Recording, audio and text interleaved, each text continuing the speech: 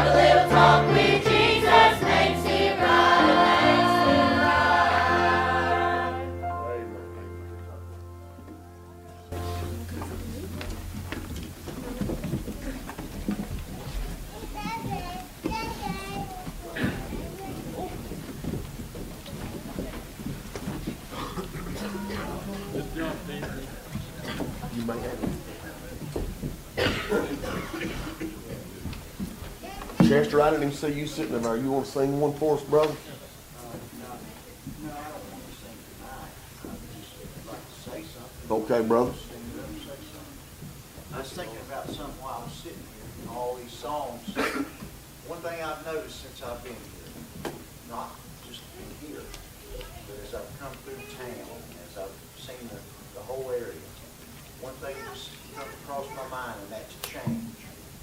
Change. The word change. You know, things have changed around. Right. And change, sometimes when things change, people change. They change their perceptions. And God's people, on the other hand, should run a steady course. Yeah. Yeah, you're right. And they shouldn't allow what they see and what the way the world is changing around them shouldn't define how they walk by faith. Right. And not by sight. Amen. And the problem is the world's changing so quickly in so many different ways, and sometimes it will define how you react to things. But I say the sooner we get closer to the coming of the Lord, we need to double down on our praise that's right. to the Lord. We need to give Him thanks. We need to give Him honor. Amen. We need to make sure that we're living up to what we know. Yes. You know, and live for Jesus. Yeah. And be joyful about it. And let the world out here see that you are joyful Amen. about living for Jesus Christ.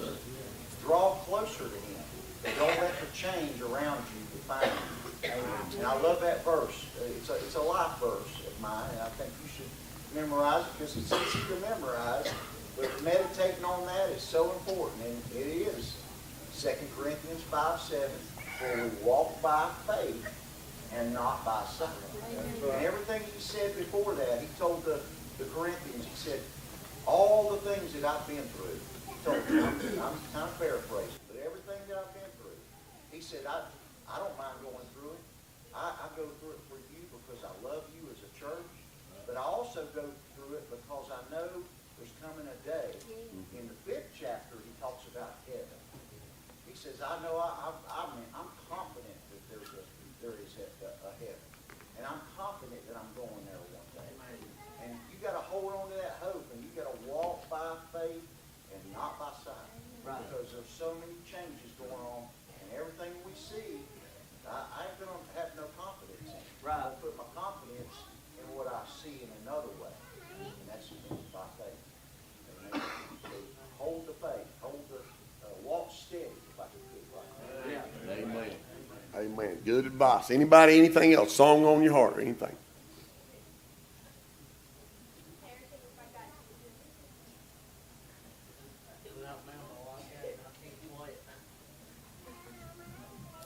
All right. Anybody else? All right. If you got your Bibles tonight, don't stand just yet. We will in a minute. Kind of what Chester said goes along with something I want to bring up before we get into the service. And don't get what I'm saying wrong. Tanner didn't say this. Tanner told me he was listening to something and heard a man say this, and he didn't even tell me really what the guy said or any details, so I can't even judge this man really, but it put a thought in my mind. But we was working the day, and he was talking about, he said he's listening to a podcast, and this guy said, I don't even really read the Old Testament anymore. And his preacher, whoever he was talking to, said, well, why not? He said, well, when I read the Old Testament, he said, it's not the same God that I see in the New Testament. He said the God in the Old Testament was wrath and vengeance. And he said the God in the New Testament is pretty much grace and mercy. And that's about all Tanner said. We didn't get any deeper in it, but my mind began to go. And like I said, I didn't hear it, and Tanner didn't say that. Tell me what this God said. But my Bible says that God said, I'm God, and I change not.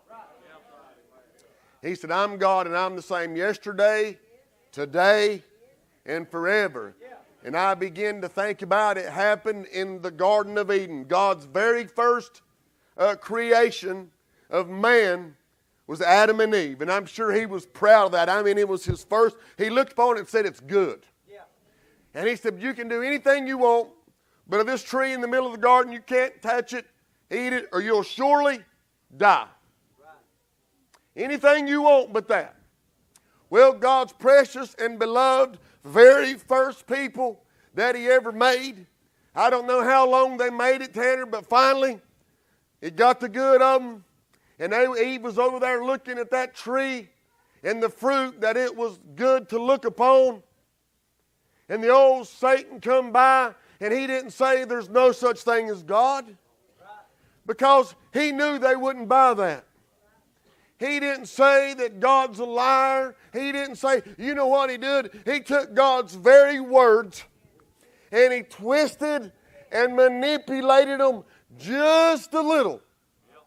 I mean, man, just a little bit.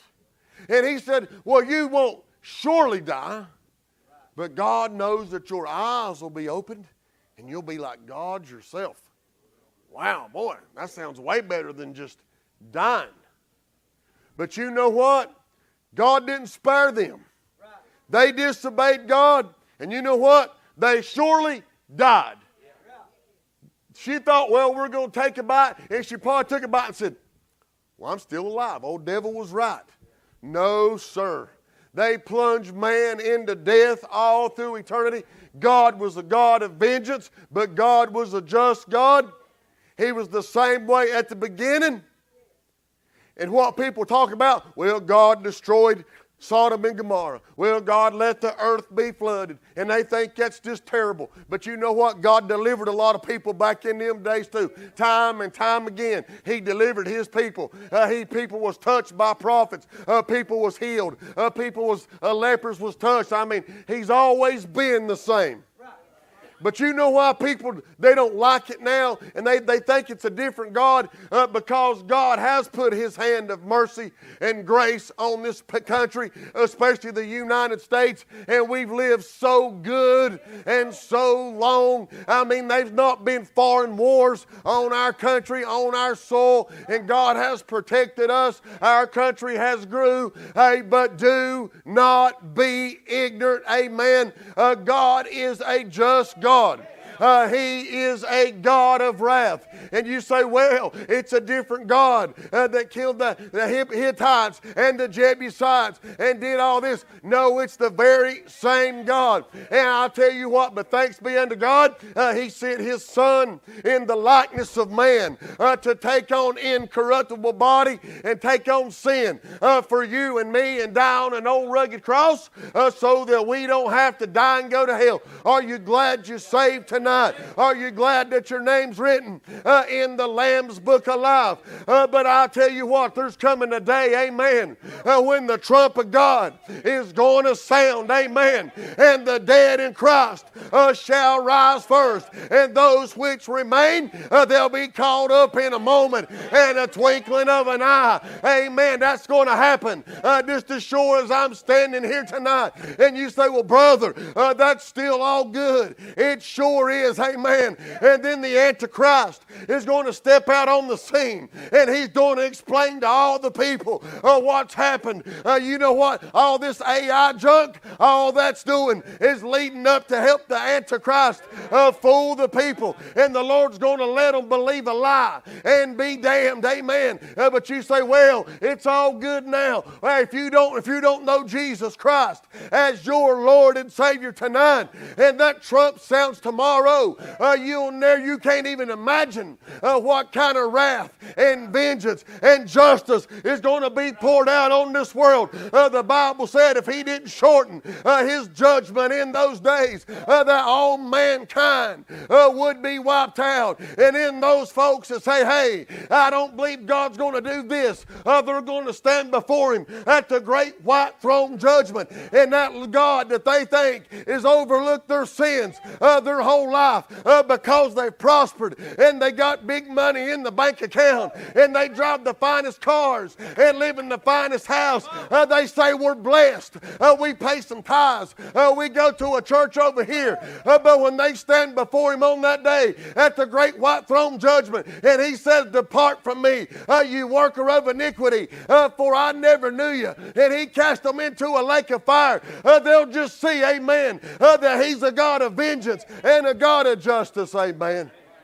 We ain't serving some little old sissy, lily-livered God. It's the same God. The same God that said Him, repented Him that He made man, and man's thoughts was continually on evil, and He said, I'm going to wipe them out. But 8 souls on the earth, amen. That's the same God that's going to rain fire and brimstone on this old world. He's going to turn the water into blood. Amen. That's the same God, amen, that's going to put folks in hell that rejected His Son.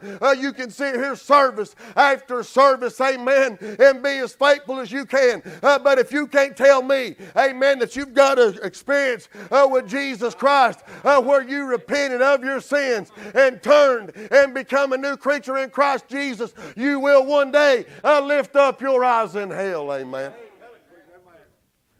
That being said, I want to apologize for saying something. Lord, put this on my heart so strong this week. When you're laying flat on your back in the bed for 2 days, you do a whole lot of thinking, praying, meditating. God will slow you down. Your mind can work. If we ain't careful, we'll be a bunch of parakeets.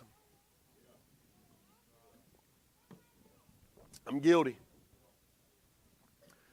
Your favoriteest preacher in the whole wide world, or grandma or grandpa, they'll say something and it sounds good.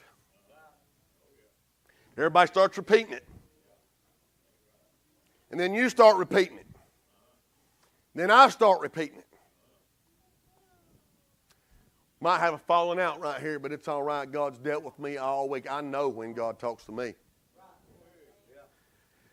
I've heard preachers say it, and I'm guilty. I've said it too. God help, I don't say it again unless I say it by accident.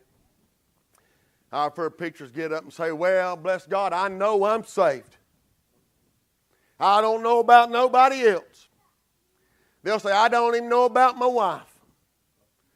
Only God knows their heart. That's pitiful. Your Bible don't say that. My Bible says know a tree by the fruit it bears. Amen. If I can't tell you're a Christian, something's bad wrong. If you can't tell I'm a Christian, it ain't worth having. To walk around and think the only one I know that's right's me. My Bible says try the spirits.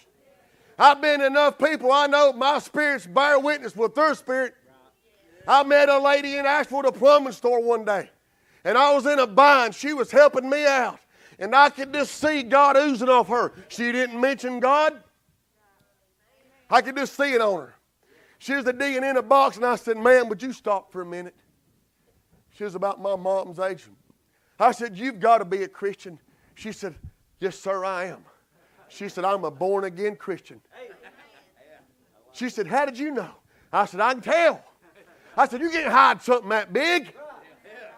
I'd bet my life that woman's saved. Because my spirit, so my Lord, I apologize for ever saying that. Lord, I know you're saved. Peter, you don't know nobody, but this salvation thing ain't worth 15 cents. People don't know we're saved. There might be a few fool it, amen. But not many, amen. When the Holy Ghost starts coming around, you'll know, amen. So, hey, be careful just saying something because your favorite person said it. If this book don't say it, it don't hold a lot of water, amen.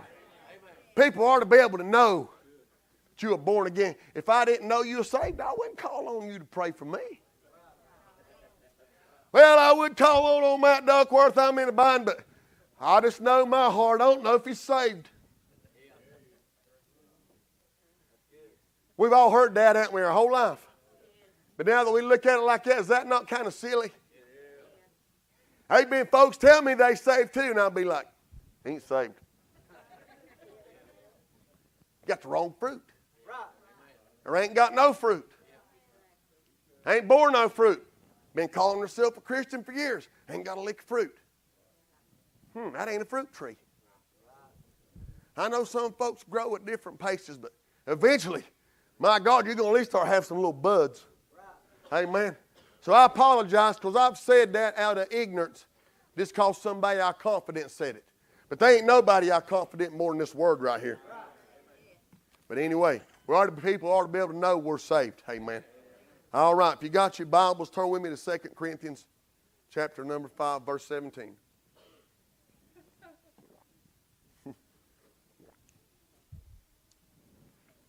Very, very popular scripture. I've preached it several times, but I'm going a different route tonight. If you find your place, if you'd stand for the reading of the Word.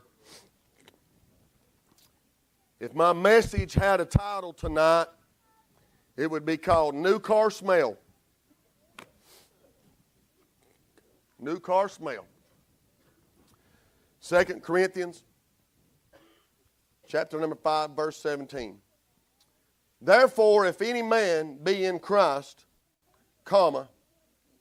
he is a new creature, semicolon. That means that thought's done away with. Now the Lord thinks about something else. Old things are passed away. Behold, all things are become new. And all things are of God, who hath reconciled us to himself by Jesus Christ, and hath given us to the ministry of reconciliation. I wanted to read the rest of that chapter, but God's not going to let me right now. You can be seated. Corinthians right here, it says, therefore, if any man, it's a big word to be so little, brother. That word if can separate who's going to heaven and who's going to hell. A little old bitty word that's 2 letters, it's overlooked, but it means so much, amen. Therefore, if any man be in Christ, if you're in Christ tonight, the Bible says he is. That is present tense. Not past tense, not future tense, but present tense. And you know what, Brother Laddie? Present tense follows you everywhere you go. It'll follow you over here. It'll follow you over here. Present tense is everywhere that you go. And my Bible tells me, therefore, if any man be in Christ, he is a new creature. Oh, that is instant. That is instant. Now, when you get saved and born again, I'm just going to preach tonight, slow down preach, because God's given me this and I want to preach as best I can. When you get saved and born again, that don't mean you're going to be perfect. Does not. You still got faults and failures in this flesh to deal with every day. But I promise, by the authority of this Word of God, if you get saved and born again, there is an immediate difference. Immediate difference. I think about Jordan. Can I tell that? I mean, I know it's... I remember when they both got saved. We was putting on a play. Taylor had put on a play about hell. And Bailey had helped her, many others. It's powerful. We need to do it again now that we're back in here. Very powerful. Kim come up here and got saved and born again. Well, Jordan had been just as faithful as she had just as long.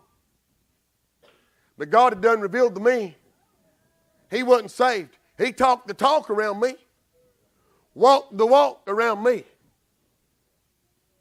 But my spirit didn't bear witness with his spirit. Didn't matter that we wasn't friends, but I knew it. In the morning the night that he got saved and born again, God had me do something I'd never done before and hope I don't ever have to do it again. And that young man got saved and born again. And I know that he did. They got in the car. Is you sure I'm okay to tell this? They got in the car going home. And his wife said, honey, I know you're a habitual pot smoker. It's all right. We'll tell this to help somebody.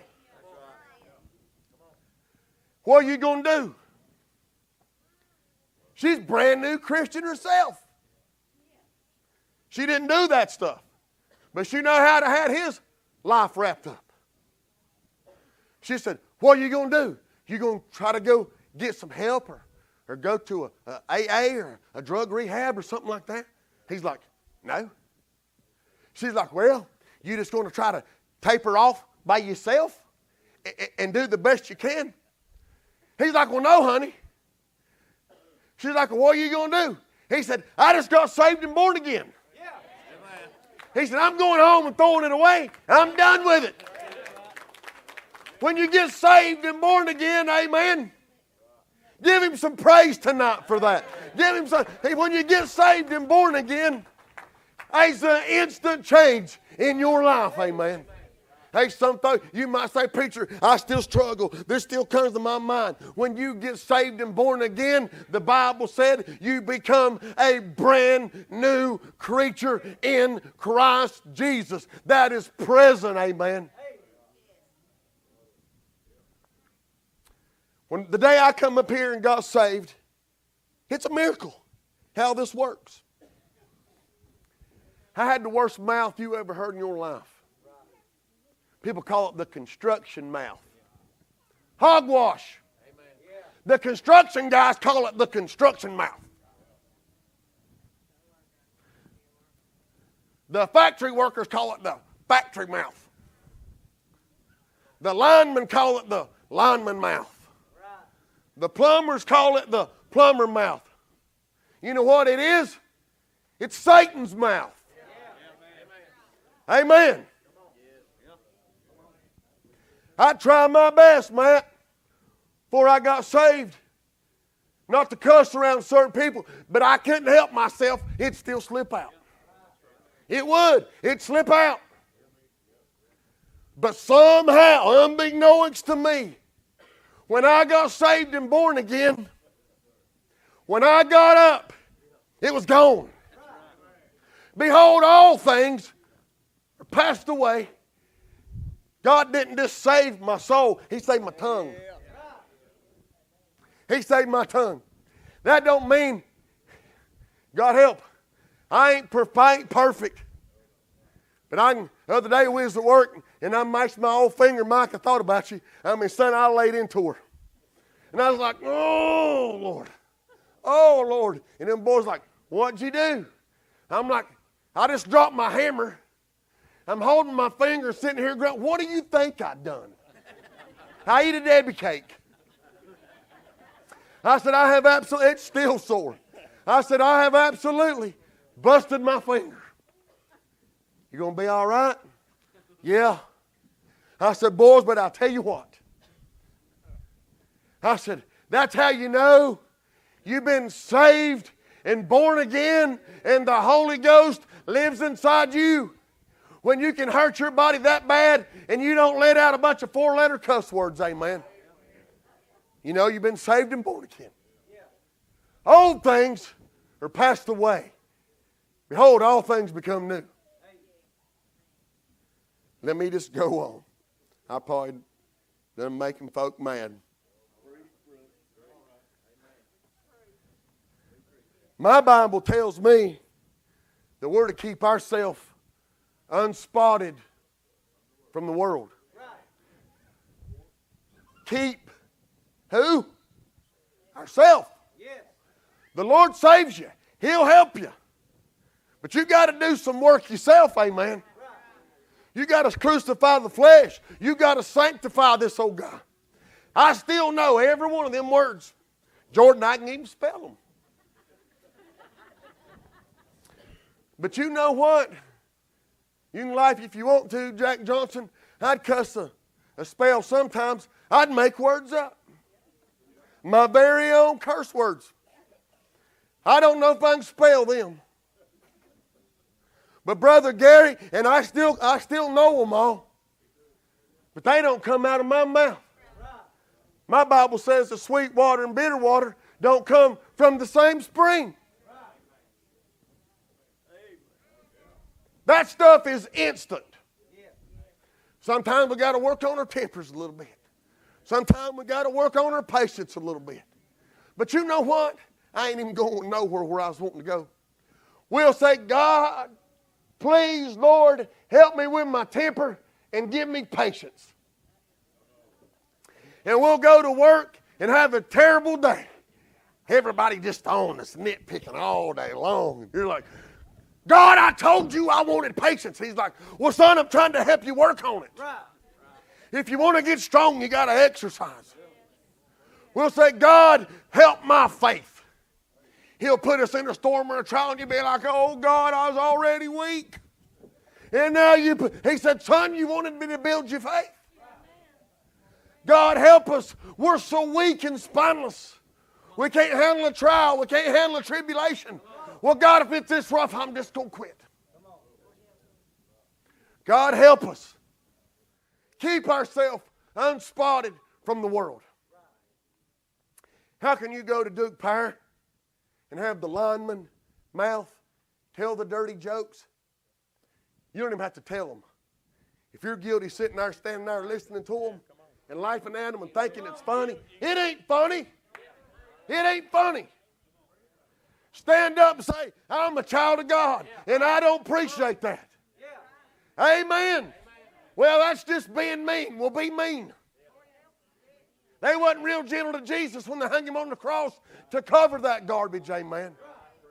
We need to stand up and be unspotted from the world. You can't sit there and laugh and giggle at it and be peculiar and unspotted. Amen. It's time that we act different, that we dress different, that we talk different, that we don't go on the job site blaring you rock and roll music. Amen. You can't listen to Leonard Skinner and get up here and sing Amazing Grace. Amen. Hey, some folks not liking that. Unspotted from the world.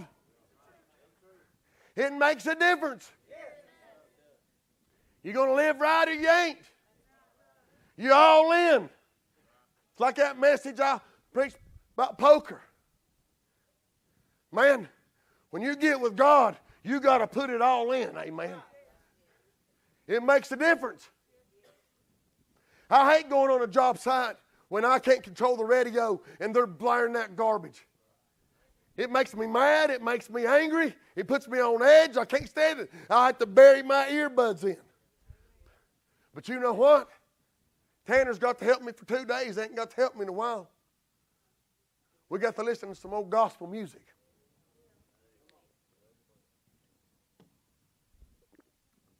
What if we went out to everybody's car right now and turned your radio on? Amen.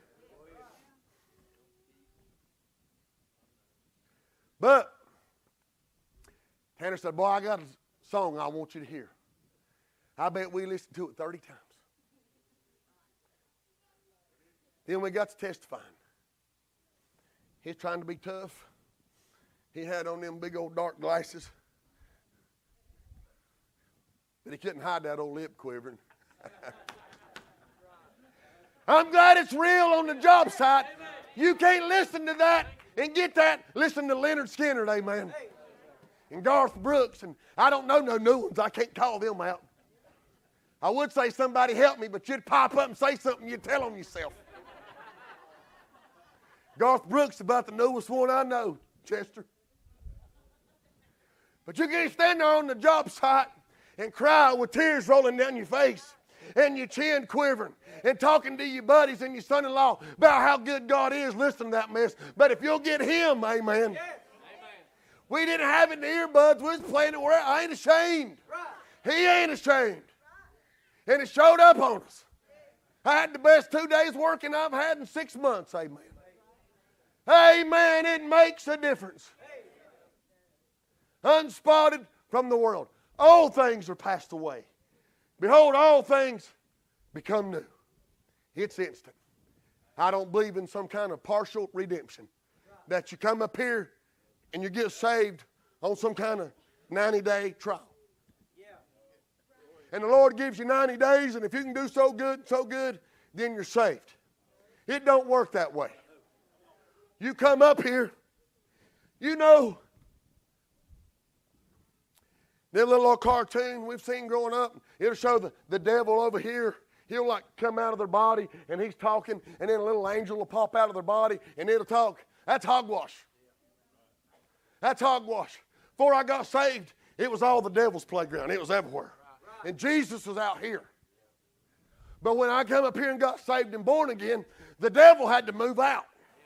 The Lord grabbed him by the nape of the neck and kicked his hind end out. He said, this is my home now. I've bought it and paid for it, devil. You're no longer welcome here, amen. But it's when me and you open the door and say, devil, would you like to come back in and just pay a little old visit? And they'll say, well, when you do that and invite the devil in, the Holy Ghost is going out the back door. Because he ain't going to abide in an unclean vessel. I'm not preaching to you perfection, but I'm preaching to you sanctification, and salvation makes a difference. And I'm sick and tired, amen, of watered down Christianity with no power on it, amen. It's because we don't live right outside them doors, amen. I'm not ashamed how I live out there. I ain't perfect. But I don't get road rage and give the middle finger. Amen. If you do, you need to ask God to forgive you. Well, nobody's seen me down here. If time stands, I'm going to get me a little old bird dog pup this weekend. I could go down there, Matt, and I could hang a bird out the window. Everybody going down there. Ain't nobody in here going to know it. But God knows it. And then I come back Sunday. We go down there to Beebs, and they having a real good testimony service and shouting. You'll bet I'd be sitting here like this. Wonder why I can't feel nothing. Because you act like a fool all week. Amen. I'll never get to this new car smell. Heard an old preacher the other day. He said, one of my members come up to me. Said, preacher, he said, I went in the chicken coop the other day. He said, my chickens wouldn't eat. He said, they had their head down, kind of all bubbled looking, just all pitiful looking. Wouldn't eat meat. Preacher said, don't you tell me nothing else. Let me get a pencil and paper. I'm writing this down. God was done showing him something. He said, I couldn't figure out why them chickens wouldn't eat.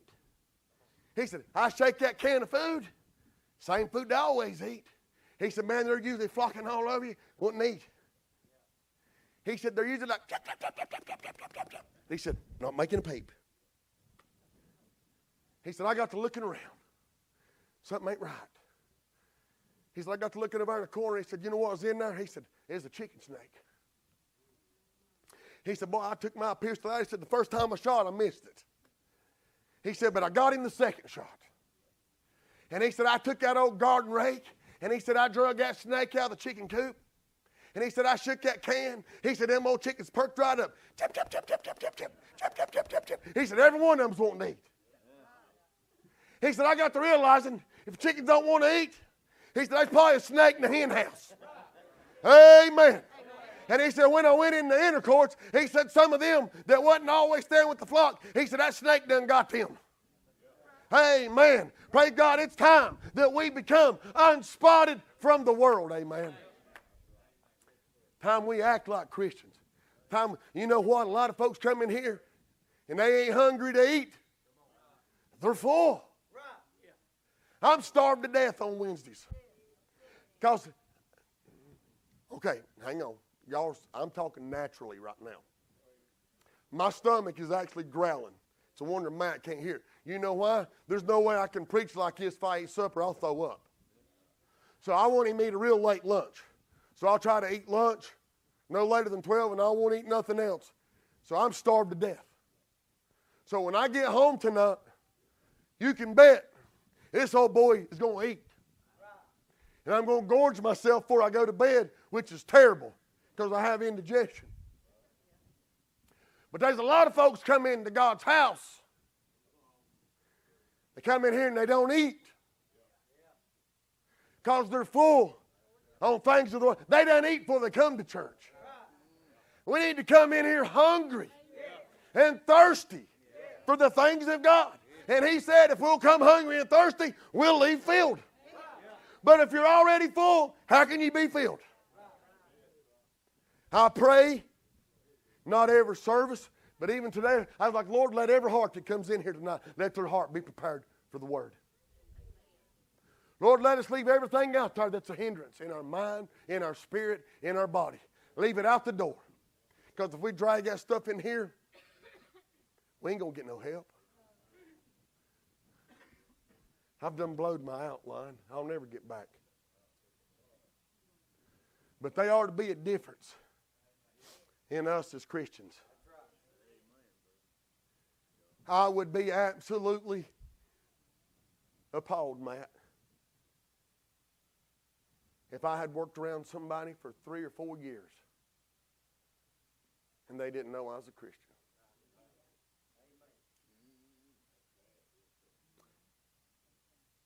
I've heard that.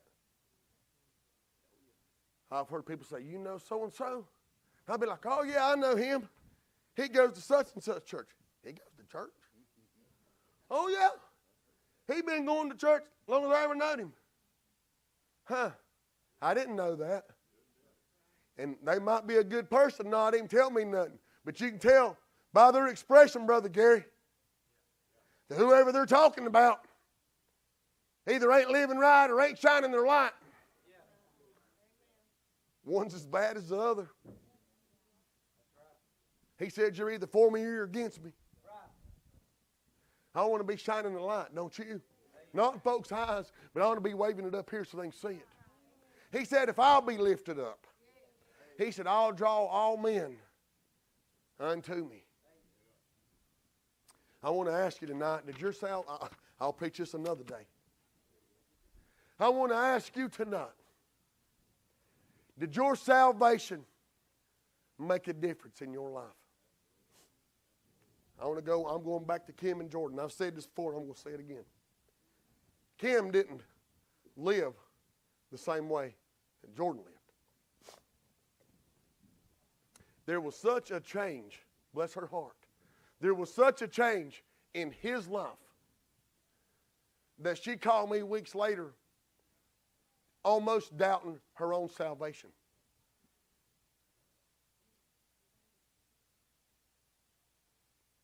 But you know what? You was as lost as he was. Y'all have heard my mama's testimony. She's as lost as Stephen was. There ain't no... Well, me and Dwayne was talking the other day. And he's not reminiscing, telling me something about... He's talking about how bad... I was like, whoa, brother. I said, lost is lost. Lost is lost. Saved is saved. Ain't no middle ground. There ain't no straddling the fence. You're either going to heaven or you're going to hell. According to most churches nowadays, hell don't even exist. They won't preach on it because it scares folks. There's a woman told her daughter not to come here and listen to me preach. She said, he'll try to scare you into getting saved. Praise God. If you ain't scared of dying and going to hell, something is bad wrong with you.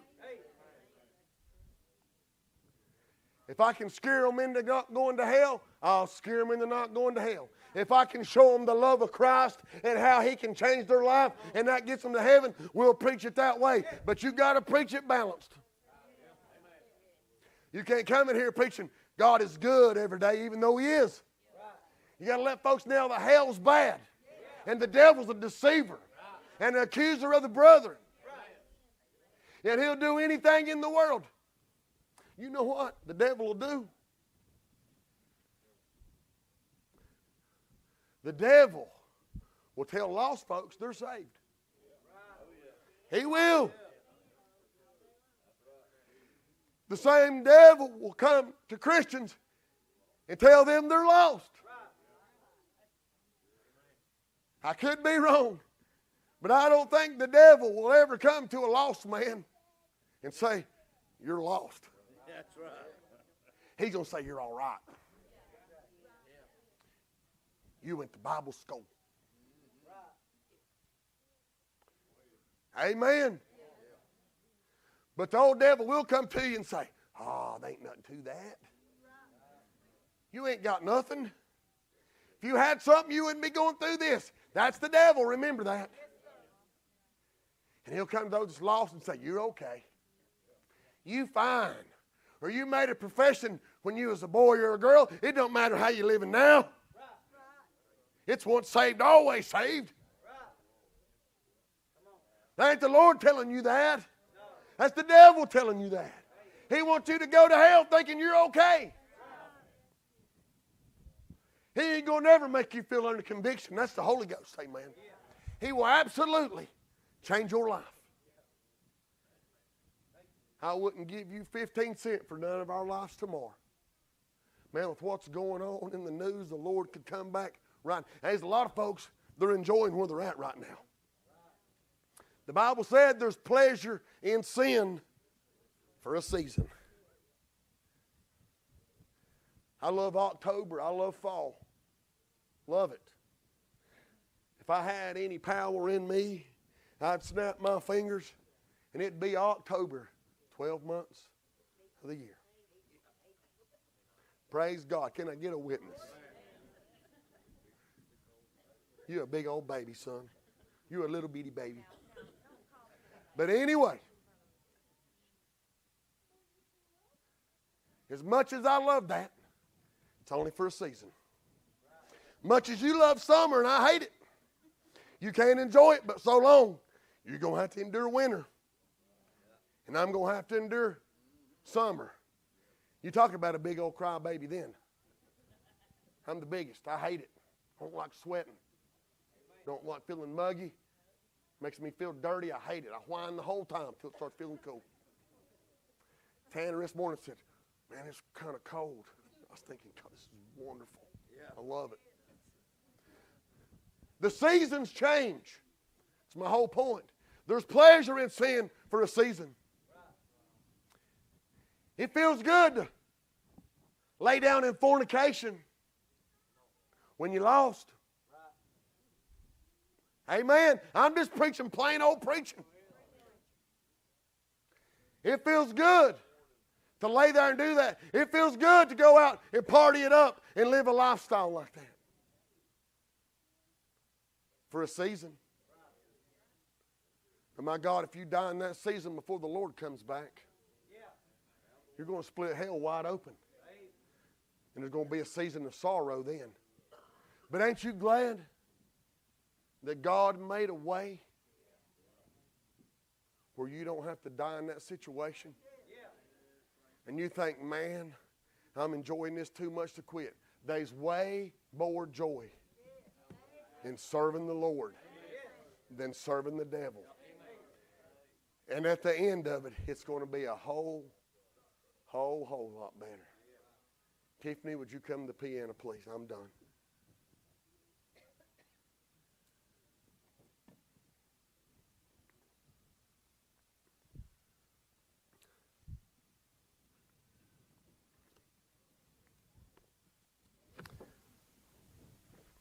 I ask you tonight if she plays something softly on the piano, every head bowed and every eye closed. Please, nobody looking around. Has your salvation really made that difference in your life? I'm not preaching my own theory. Husbands, what does your wife see? Wives, what do your husbands see? They married to somebody different at home and at work than at church. I want to ask you tonight as she plays on the piano. I'm going to try to do this as best as I can. Maybe you'd like your salvation to make a bigger difference in your life. Won't you just slip out and come up to the altar tonight and say, Lord, this preacher showed some things where I need to move up. This preacher showed some things tonight where I know I can draw closer I need to lay down some things that I listen to. I need to clean up my mouth. You can't do it by yourself. That'll take the Holy Ghost. Maybe you'll stand around too long when they're telling the old jokes that you don't need to listen to. You can't have the power of God on you with that in your life.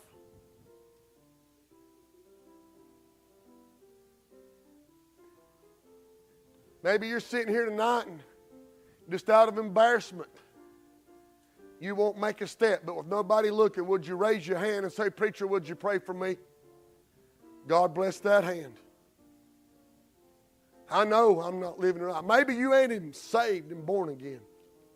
Maybe the devil's had you fooled. Maybe he's come to you and said you're all right.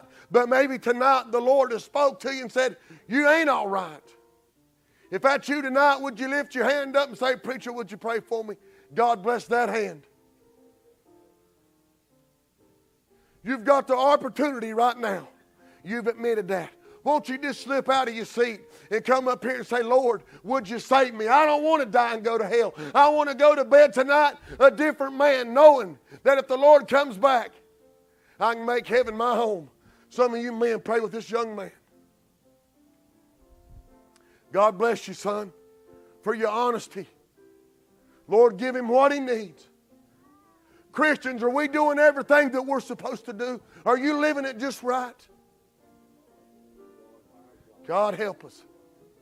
You know what? You can be living it as right and as clean, right by the book. You're about to sprout wings. But if you got old hatefulness and bitterness and strife in your life, you ain't no better off than the ones doing the other thing. God help us to leave it all up here. Snakes in the hen house. Time we get them out and worship the Lord like He wants us to.